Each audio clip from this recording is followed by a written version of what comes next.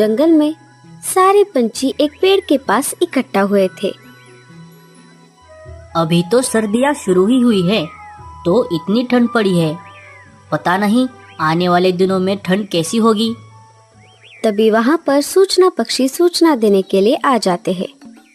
सुनो सुनो सुनो, सुंदरवन जंगल के वासियों सुनो। सूत्रों के अनुसार हमें यह पता चला है, आने वाले कुछ दिनों में जंगल में ठंड की लहर आने की संभावना है। तो राजा जी ने सारे जंगल वासियों को ये सूचना की है कि आप सभी अपने अपने घोंसले आने वाले संकट के लिए मजबूत कर लीजिए।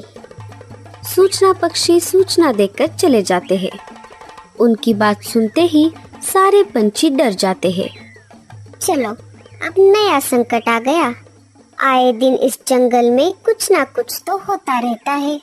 एक संकट गया नहीं तो दूसरा हाजिर। अगर जंगल में ठंड की लहर आ गई तो बहुत बड़ा नुकसान हो जाएगा। हमें मुसीबत आने के पहले ही उपाय करना पड़ेगा। तुम सही कहते हो रानो। अभी तो रात हो गई है, लेकिन कल सुबह होते ही हम सब पंछी मिलकर निकलेंगे। हम सभी के घोंसलों को ठंड से बचाने के लिए जो सामग्री लगती है वो इकट्ठा करेंगे। तुम सही कहती हो लाडो। चलो फिर ठीक है, कल सुबह हम सब यहीं पर इकट्ठा होंगे और यहीं से सामग्री की खोज में निकलेंगे। रात हो गई थी। सब पंछी अपने अपने घोंसलों में बैठे थे। लाडो और उसके परिवार ने खाना खा लिया और सब सो गए। सुबह हो गई। पंछी उसी जगह पर इकट्ठा हुए।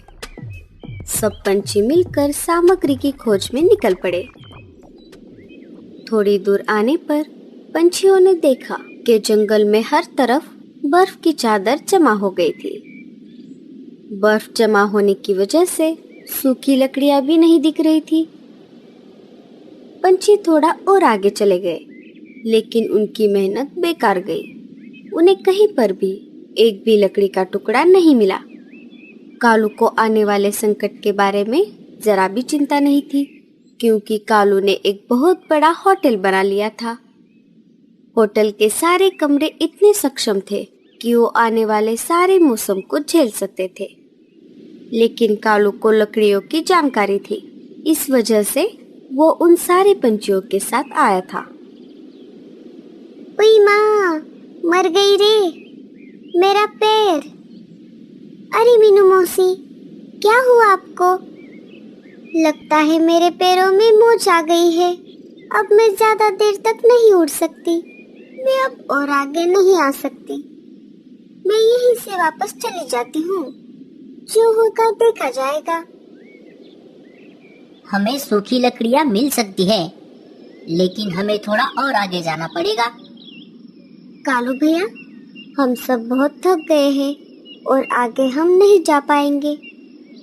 हाँ कालू भैया, अगर हम आगे चले गए तो वापस आते आते ठंड की वजह से हम मर जाएंगे। हम यहीं से वापस चलते हैं। अच्छा ठीक है, चलो हम यहीं से वापस चलते हैं। जो होगा देखा जाएगा।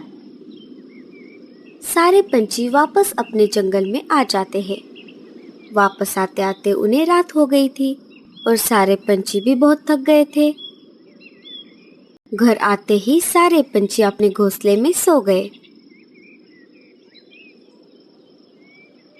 2-4 दिन ऐसे ही गुजर गए। एक दिन लाडो बाजार से सब्जियां खरीदकर अपने घर वापस जा रही थी। तभी रास्ते में उसे कालू कौवे का होटल दिखाई दिया। लाडो कालू से मिलने उसके होटल चली गई। कालू होटल के बाहर ही रिसेप्शन काउंटर पे घोड़े बेचकर सो रहा था। लाडो ने कालू को आवाज लगाई। कालू भैया, अरे ओ कालू भैया, उठ जाइए। कालू नींद से जाग जाता है। हाँ, अरे लाडो तुम आओ आओ, कहो आज कैसे आना हुआ? मैं बाजार से सब्जी खरीदकर घर जा रही थी, तो मैंने सोचा क्यों ना जाते जाते आपसे मिलती चली जाऊं। मैंने तो सोचा था कि आपको मुझसे मिलने के लिए 1 सेकंड का भी वक्त नहीं होगा।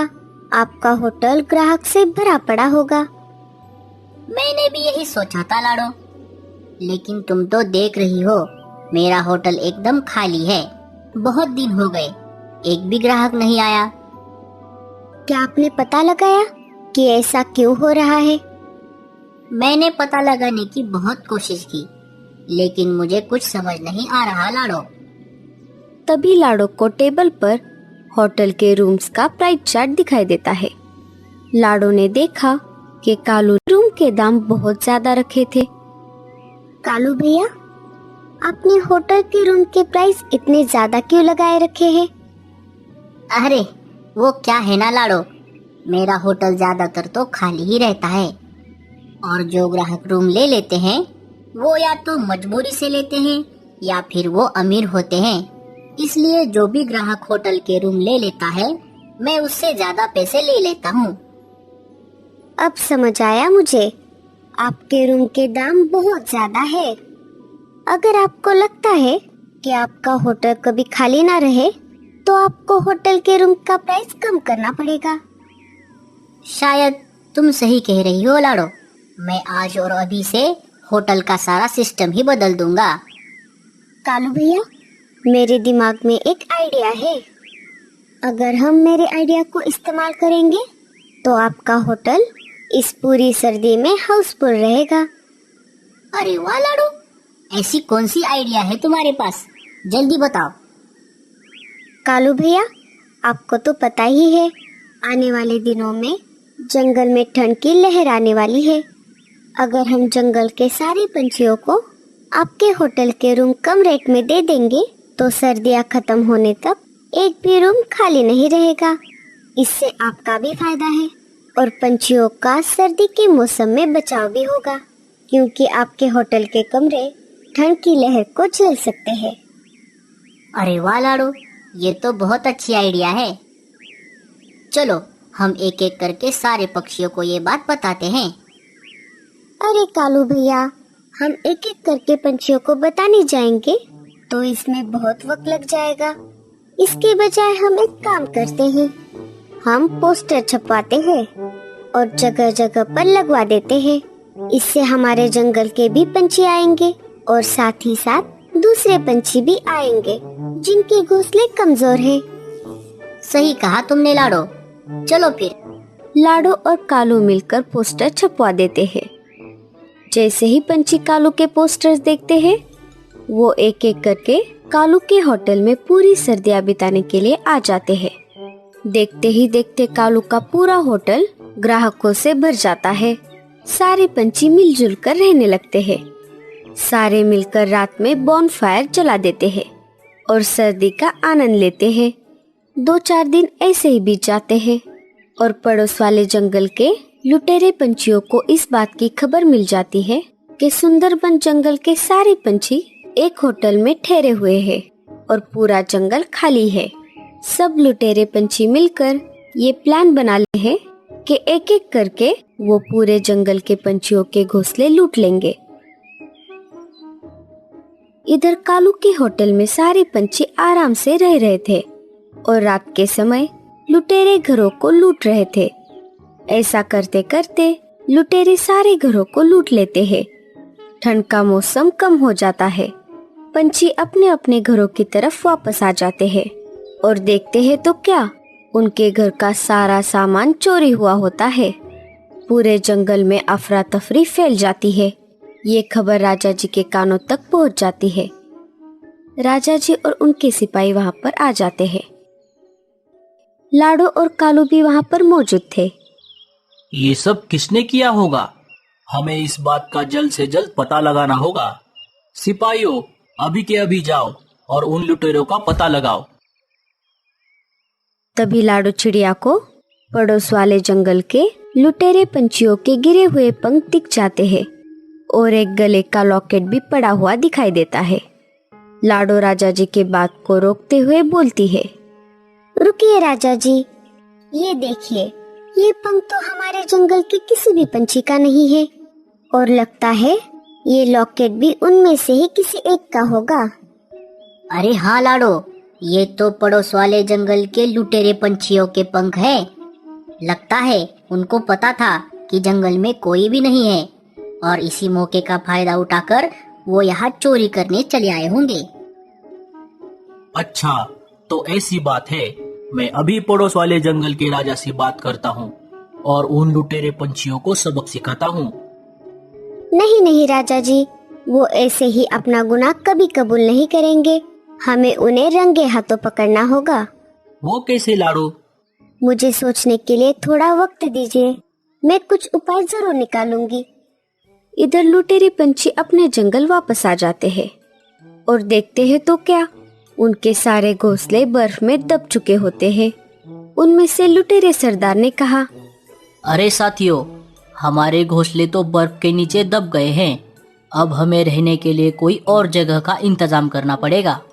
सरदार, मैंने सुना है कि पड़ोस वाले जंगल में कालू कौवे का एक बहुत अच्छा होटल है। हम अपना चोरी का सामान उसी के होटल में छुपा देंगे। ठीक है, चलो फिर। रात हो जाती है। सारे पंछी अपने अपने घरों में सो जाते हैं। कालू भी अपने होटल के कमरे में सो रहा होता है। तभी रूम का दरवाजा कोई खटखटाता है। कालू दरवाजा खोलता है। देखता है तो क्या, वही लुटेरे पंछी कालू के यहाँ पर रूम लेने के लिए आए थे।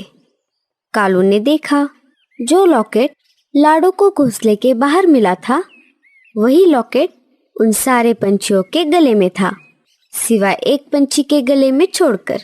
कालू समझ गया कि यही लुटेरे पंछी है। कालू ने उनको पहचान लिया था, लेकिन उसने उस वक्त कुछ नहीं किया और उनको रूम दे दिया। लुटेरे पंछी लुटा हुआ सारा सामान अपने साथ में लेकर आए थे। जैसे ही पंछी रूम में जाकर सो गए, कालू ने रूम के दरवाजे बाहर से लॉक कर दिए और राजा जी, उनके सिपाही और जंगल के सारे पंछियों को बुला लिया। कालू की होशियारी की वजह से सारे लुटेरे पंछी रंगे हाथ पकड़े गए। सुंदरवन जंगल के पंछियों को अपना अपना सारा सामान वापस मिल गया। लाडो और कालू, शाबाश, तुम दोनों की वजह से हम लुटेरे पंछियों को पकड़ पाए।